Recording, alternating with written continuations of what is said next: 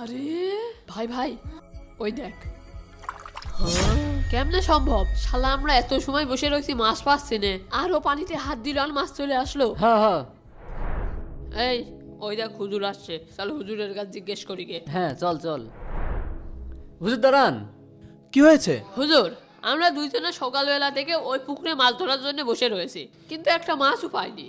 আর ওই ওই ছেলেটা পানিতে হাত দেওয়ার সাথে সাথে মাছগুলোর কাছে চলে আসলো, কারণ কি? তাহলে শোনো, ওই ছেলেটা 5 ওয়াক্ত নামাজ পড়ে, আর তোমরা তো জানোই যে ব্যক্তি 5 ওয়াক্ত নামাজ পড়ে আল্লাহর ফেরেশতারা এবং আল্লাহর সকল সৃষ্টি তার জন্য দোয়া করে এবং তাকে ভালোবাসে। তাই এই ছেলেটা যখন পানিতে হাত দেয় মাছগুলো তার কাছে চলে আসে। আলহামদুলিল্লাহ, আল্লাহর সৃষ্টি যদি ইমানদারকে এত ভালোবাসে, তাহলে আল্লাহ তাআলা কত ভালোবাসে। সুবহানাল্লাহ।